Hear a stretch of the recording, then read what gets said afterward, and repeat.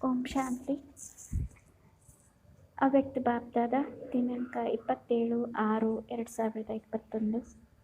Revise 26/1/1988. संगम युग पर number 1 पूज्य बनने की अलौकिक विधि. संगम युगದಲ್ಲಿ ನಂಬರ್ 1 ಪೂಜ್ಯರಾಗುವ अलौकिक विधि. आज अनादि बाप और आदि बाप अनादि सालिग्राम बच्चों को और ब्राह्मण बच्चों को डबल रूप से देख रहे हैं. ಇಂದು ಅನಾದಿ ತಂದೆ ಮತ್ತು ಆದಿ ತಂದೆ ಅನಾದಿ ಸಾಲಿಗ್ರಾಮ್ ಮಕ್ಕಳನ್ನು ಮತ್ತು ಆದಿ ಬ್ರಾಹ್ಮಣ ಮಕ್ಕಳನ್ನು ಡಬಲ್ ರೂಪದಿಂದ ನೋಡುತ್ತಿದ್ದಾರೆ. सालिग्राम रूप में भी परम पूज्य हो और ब्राह्मण सो देवता स्वरूप भी गायन और पूज्य योग्य हो. ಸಾಲಿಗ್ರಾಮ ರೂಪದಲ್ಲಿಯೂ ಸಹ ಪರಮ ಪೂಜ್ಯರಾಗಿದ್ದೀರಿ ಮತ್ತು ಬ್ರಾಹ್ಮಣ ಸೋ ದೇವತಾ ಸ್ವರೂಪದಲ್ಲಿಯೂ ಸಹ ಗಾಯನ ಮತ್ತು ಪೂಜನ ಯೋಗ್ಯರಾಗುತ್ತೀರಿ. दोनों आदि और अनादि बाप दोनों ही रूप से आत्माओं को देख हर्षित हो रहे हैं. ಇಬ್ಬರು ಆದಿ ಮತ್ತು ಅನಾದಿ ತಂದೆ ಎರಡೂ ರೂಪದಲ್ಲಿ ಪೂಜ್ಯ ಆತ್ಮರನ್ನು ನೋಡಿ ಹರ್ಷಿತರಾಗುತ್ತಿದ್ದಾರೆ.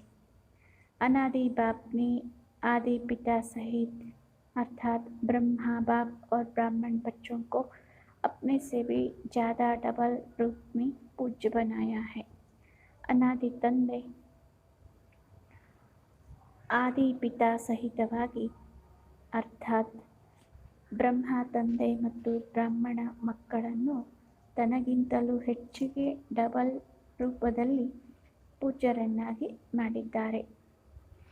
अनादि बाप की पूजा सिर्फ एक निराकार रूप में होती है, लेकिन ब्रह्मा सहित ब्राह्मण बच्चों की पूजा निराकार साकार दोनों ही रूप से होती है. ಅನಾದಿ ತಂದೆಯ ಪೂಜೆ ಕೇವಲ ಒಂದು ನಿರಾಕಾರ ರೂಪದಲ್ಲಿ ಆಗುತ್ತದೆ, ಆದರೆ ಬ್ರಹ್ಮ ಸಹಿತ ಬ್ರಾಹ್ಮಣ ಮಕ್ಕಳ ಪೂಜೆ निराकार साकार ಎರಡೂ ರೂಪದಿಂದ ಆಗುತ್ತದೆ. तो बाप बच्चों को अपने से भी ज़्यादा डबल रूप से महान मानते हैं. ಅಂದರೆ ತಂದೆ ಮಕ್ಕಳನ್ನು ತನಗಿಂತಲೂ ಹೆಚ್ಚಿಗೆ ಡಬಲ್ ರೂಪದಿಂದ ಮಹಾನ್ ಎಂದು ತಿಳಿಯುತ್ತಾರೆ. सभी आत्माओं में ब्राह्मण आत्माएं विशेष हैं. ಎಲ್ಲ ಆತ್ಮರಲ್ಲಿ ಬ್ರಾಹ್ಮಣಾತ್ಮರು ವಿಶೇಷರಾಗಿದ್ದಾರೆ. सिर्फ कोई अपनी विशेषता को कार्य में लगाते हैं, इसलिए वह विशेषता वृत्ति को प्राप्त होती रहती है और दूसरों को भी वह दिखाई देती है. और कोई में विशेषता रूपी बीज तो है, लेकिन कार्य में लाना यह है बीज को धरने में डालना. ಎಲ್ಲ ಆತ್ಮರಲ್ಲಿ ಬ್ರಾಹ್ಮಣ ಆತ್ಮರು ವಿಶೇಷರಾಗಿದ್ದಾರೆ. ಕೇವಲ ಕೆಲವರು ತಮ್ಮ ವಿಶೇಷತೆಗಳನ್ನು ಕಾರ್ಯದಲ್ಲಿ ತೊಡಗಿಸುತ್ತಾರೆ. ಆದ್ದರಿಂದ ಆ ವಿಶೇಷತೆಗಳು ವೃದ್ಧಿಯನ್ನು ಪಡೆಯುತ್ತವೆ ಮತ್ತು ಅನ್ಯರಿಗೂ ಸಹ ಕಂಡುಬರುತ್ತವೆ. ಮತ್ತು ಕೆಲವರು ವಿಶೇಷತೆ ರೂಪಿ ಬೀಜ ಇದೆ, ಆದರೆ ಕಾರ್ಯದಲ್ಲಿ ತರುವುದು ಇದು ಆಗಿದೆ ಬೀಜವನ್ನು ಭೂಮಿಯಲ್ಲಿ ಬಿತ್ತಿದ ಹಾಗೆ. जब तक बीज को धरनी में नहीं डाले तो वृक्ष नहीं पैदा होता, विस्तार को प्राप्त नहीं कर पाते हैं. ಎಲ್ಲಿವರೆಗೆ ಬೀಜವನ್ನು ಭೂಮಿಯಲ್ಲಿ ಹಾಕುವುದಿಲ್ಲ ಅಲ್ಲಿವರೆಗೆ ವೃಕ್ಷ ಹುಟ್ಟುವುದಿಲ್ಲ, ವಿಸ್ತಾರವನ್ನು ಪಡೆಯುವುದಿಲ್ಲ. और कई बच्चे विशेषता के बीज को विस्तार में भी लाते अर्थात वृक्ष के रूप में वृद्धि को भी प्राप्त करते हैं, फल को भी प्राप्त करते. लेकिन जब फल आता है तो फल के पीछे चिड़ियाएँ पंछी भी आते हैं खाने के लिए. ಮತ್ತೆ ಕೆಲವು ಮಕ್ಕಳು ವಿಶೇಷತೆ ಅನ್ನುವಂಥ ಬೀಜವನ್ನು ವಿಸ್ತಾರವನ್ನು ಪಡೆಯುತ್ತಾರೆ, ಅಂದರೆ ವೃಕ್ಷದ ರೂಪದಲ್ಲಿ ವೃದ್ಧಿಯನ್ನು ಪ್ರಾಪ್ತಿ ಮಾಡಿಕೊಳ್ಳುತ್ತಾರೆ, ಫಲವನ್ನು ಕೂಡ ಸಹ ಪಡೆಯುತ್ತಾರೆ. ಆದರೆ ಯಾವಾಗ ಫಲ ಬರುತ್ತದೆ ಆಗ ಆ ಫಲದ ಹಿಂದೆ ಪಕ್ಷಿಗಳು ಸಹ ಬರುತ್ತವೆ ತಿನ್ನಲಿಕ್ಕೆಂದು. तो जब फल तक पहुँचते हैं तो इस रूप में माया आती है कि मैं विशेष हूँ, मेरी यह ವಿಶೇಷತಾ है. ಅಂದರೆ ಎಲ್ಲಿವರೆಗೆ ಫಲದವರೆಗೆ ಬರುತ್ತೀವಿ ಆಗ ಮಾಯೆಯು ಸಹ ಈ ರೂಪದಲ್ಲಿ ಬರುತ್ತದೆ. ಅಂದರೆ ನಾನು ವಿಶೇಷನಾಗಿದ್ದೇನೆ, ಇದು ನನ್ನ ವಿಶೇಷತೆ ಆಗಿದೆ. यह नहीं समझते कि बाप द्वारा प्राप्त हुई विशेषता है. ಇದನ್ನು ತಿಳಿದುಕೊಳ್ಳುವುದಿಲ್ಲ, ಇದು ತಂದೆಯ ಮೂಲಕ ಪ್ರಾಪ್ತಿ ಮಾಡಿಕೊಂಡಿರುವ ವಿಶೇಷತೆ ಆಗಿದೆ. ವಿಶೇಷತಾ ಭರ್ನೆ ವಾಲಾ ಬಾಪ್ ಹೇ. ವಿಶೇಷತೆಯನ್ನು ತುಂಬುವಂಥವರು ತಂದೆ ಆಗಿದ್ದಾರೆ. ಜಬ್ ಬ್ರಾಹ್ಮಣ್ ಬನೆ ತೋ ವಿಶೇಷತಾ ಆಯಿ. ಯಾವಾಗ ಬ್ರಾಹ್ಮಣರಾದೆವೋ ಆಗ ವಿಶೇಷತೆಗಳು ಬಂದವು. ಬ್ರಾಹ್ಮಣ್ ಜೀವನ್ ಕಿ ದೇನ್ ಹೇ. ಬ್ರಾಹ್ಮಣ ಜೀವನದ ಕೊಡುಗೆಯಾಗಿದ್ದಾವೆ. ಬಾಪ್ ಕಿ ದೇನ್ ಹೇ. ತಂದೆಯ ಕೊಡುಗೆಯಾಗಿದ್ದಾವೆ. इसलिए फल के बाद अर्थात सेवा में सफलता के बाद यह अटेंशन रखना ज़रूरी है. ಆದ್ದರಿಂದ ಫಲ ಸಿಕ್ಕ ನಂತರ ಅಂದರೆ ಸೇವೆಯಲ್ಲಿ ಸಫಲತೆ ಪಡೆದ ನಂತರ ಈ ಅಟೆನ್ಷನ್ ಅವಶ್ಯವಾಗಿ ಇಟ್ಟುಕೊಳ್ಳಬೇಕು. नहीं तो माया रूपी चिड़िया पंछी फल को झूठा कर देते हैं या नीचे गिरा देती है. ಇಲ್ಲವಾದರೆ ಮಾಯೆ ಅನ್ನುವಂಥ ಪಕ್ಷಿ ಈ ಫಲವನ್ನು ಎಂಜಲನ್ನಾಗಿ ಮಾಡುತ್ತದೆ, ಇಲ್ಲವಾದರೆ ಕೆಳಗಡೆ ಬೀಳಿಸುತ್ತದೆ. जैसे खंडित मूर्ति की पूजा नहीं होती, माना जाता है यह मूर्ति है लेकिन पूजी नहीं जाती. ಹೇಗೆ ಖಂಡಿತ ಮೂರ್ತಿಯ ಪೂಜೆ ಮಾಡಲಾಗುವುದಿಲ್ಲ. ಈ ಮೂರ್ತಿಯು ಖಂಡಿತವಿದೆ, ಆದರೆ ಇದು ಮೂರ್ತಿ ಆಗಿದ್ದರೂ ಸಹ ಇದರ ಪೂಜೆ ಆಗುವುದಿಲ್ಲ.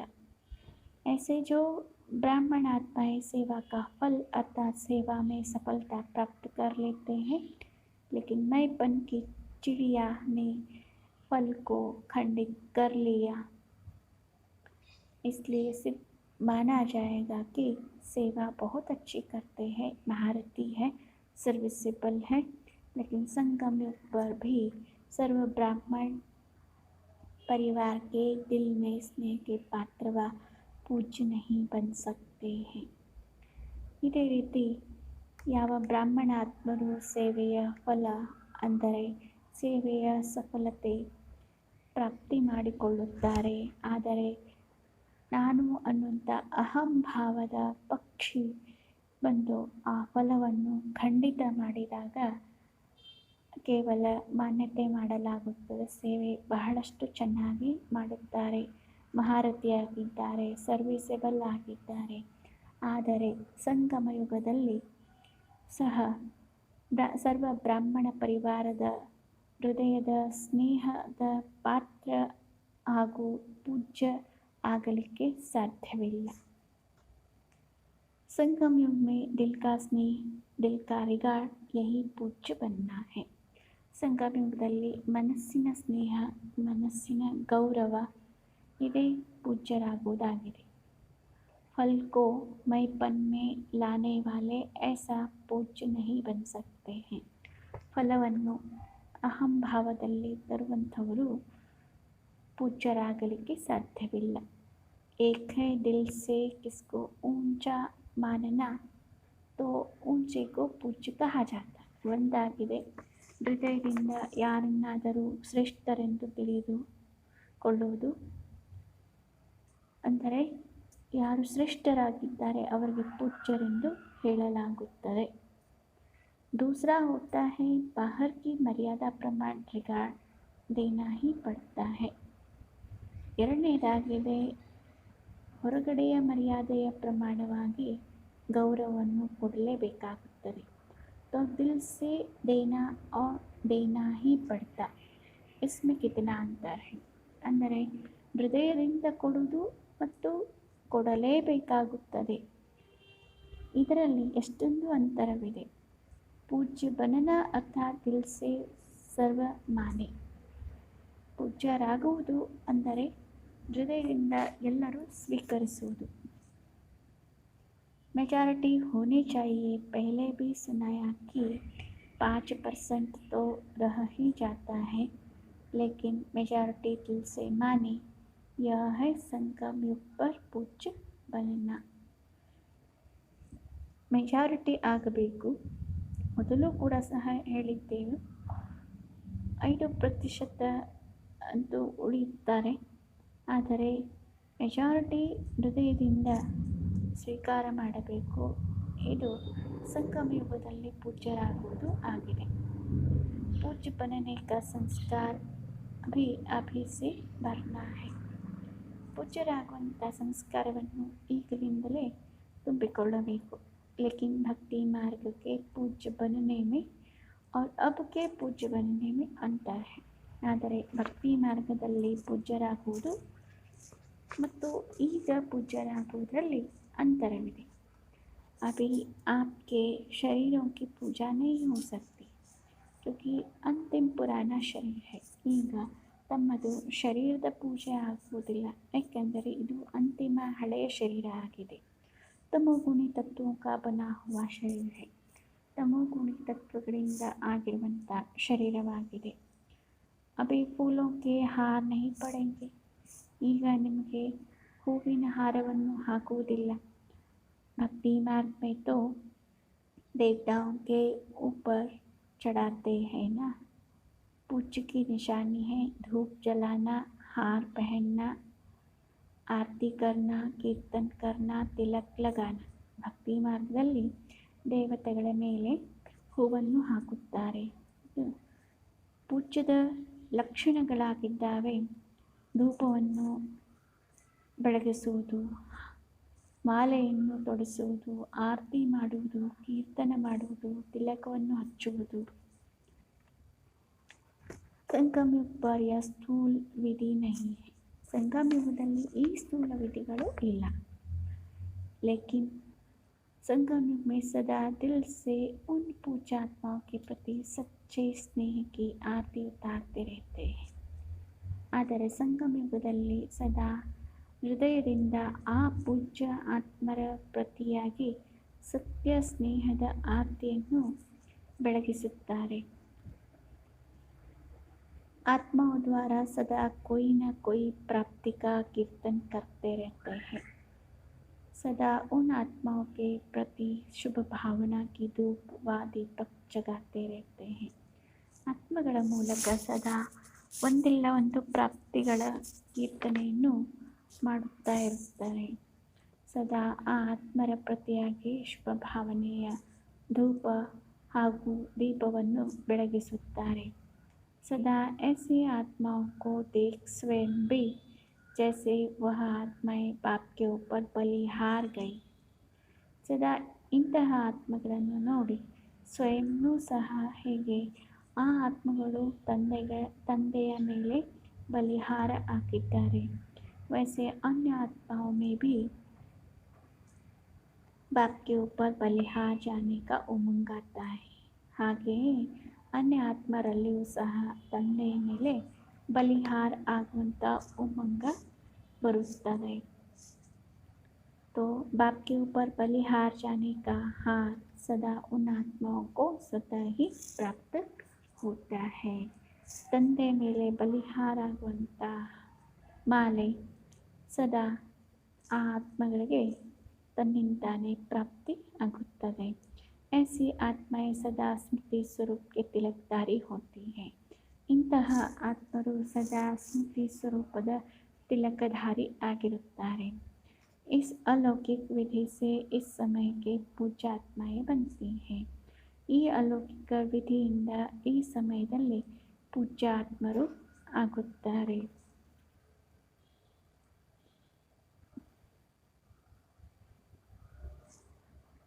भक्ति मार्ग के पूज्य बनने से श्रेष्ठ पूजा अब की है. जैसे भक्ति मार्ग की पूज्य आत्माओं के 2 घड़ी के संपर्क से अर्थात मूर्ति के सामने जाने से 2 घड़ी के लिए शांति, शक्ति, खुशी का अनुभव होती. ಭಕ್ತಿ ಮಾರ್ಗದ ಆಗುವುದರಿಂದ ಶ್ರೇಷ್ಠ ಪೂಜೆ ಈಗಿನಿಂದ ಆಗಿದೆ. ಹೇಗೆ ಭಕ್ತಿ ಮಾರ್ಗದಲ್ಲಿ ಪೂಜ್ಯ ಆತ್ಮರ 2 ಕ್ಷಣದ ಸಂಪರ್ಕದಿಂದ ಅಂದರೆ ಕೇವಲ ಮೂರ್ತಿಯ ಎದುರುಗಡೆ ಹೋಗುವುದರಿಂದ 2 ಕ್ಷಣಕ್ಕಾಗಿಯೂ ಸಹ ಶಾಂತಿ, ಶಕ್ತಿ, ಖುಷಿಯ ಅನುಭವ ಆಗುತ್ತದೆ.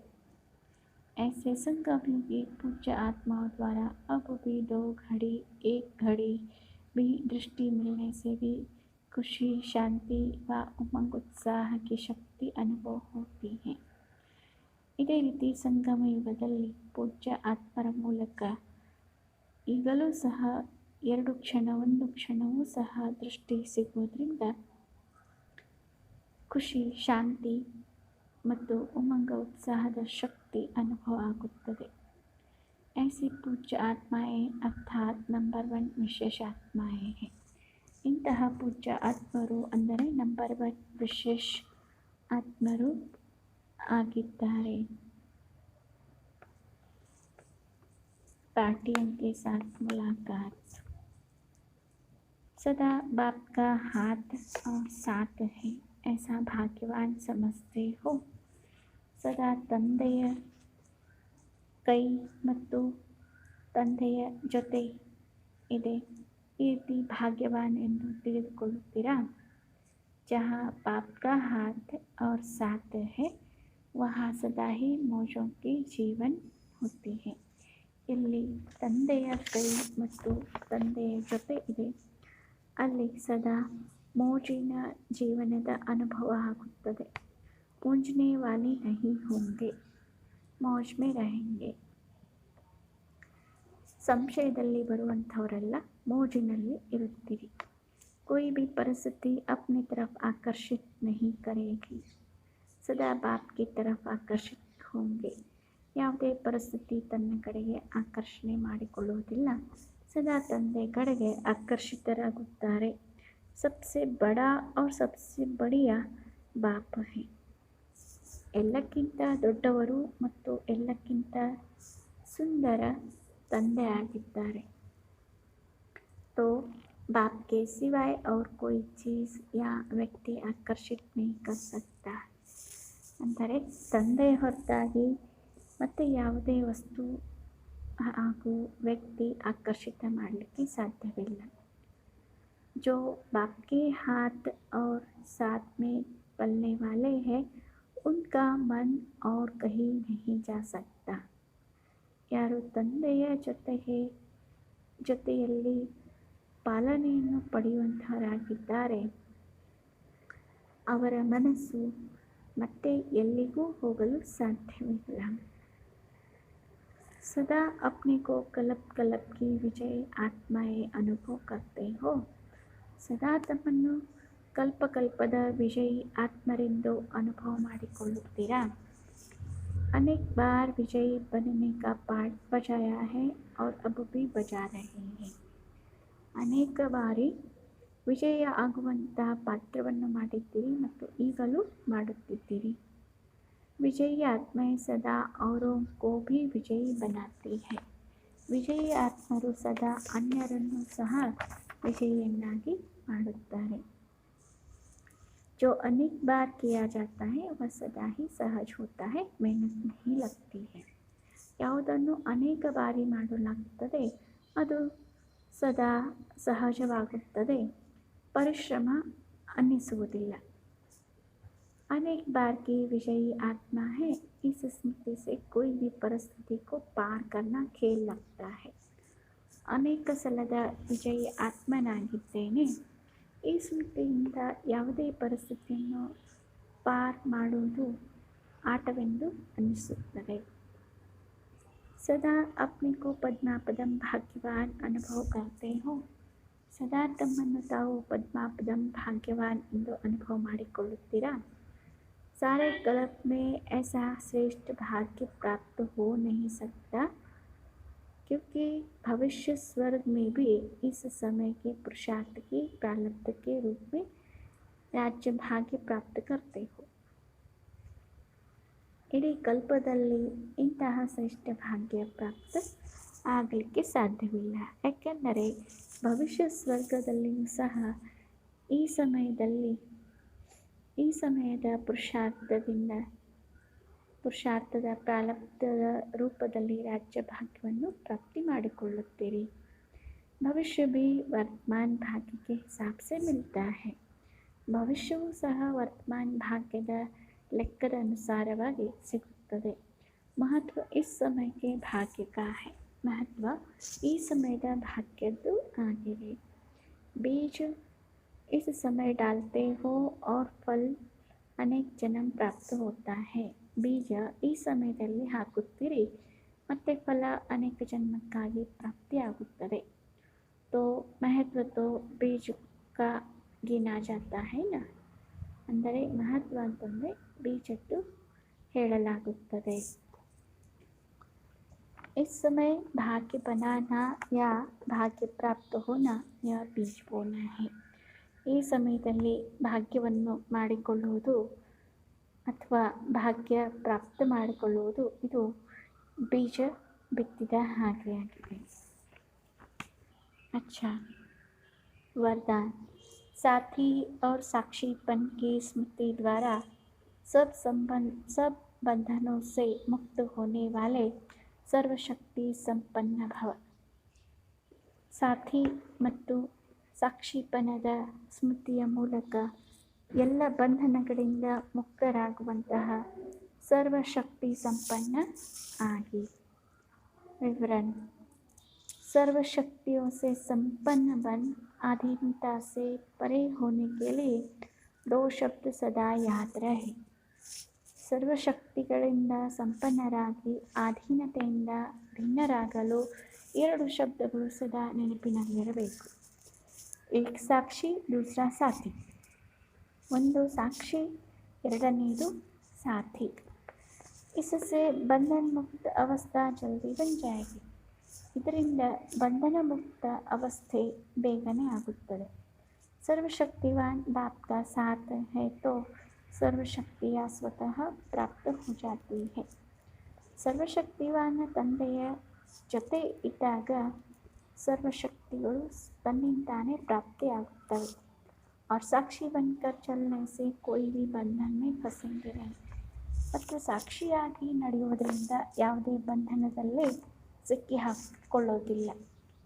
निमित्त मात्र इस शरीर में रहकर कर्तव्य किया और साक्षी हो गए. इसका विशेष अभ्यास बढ़ा.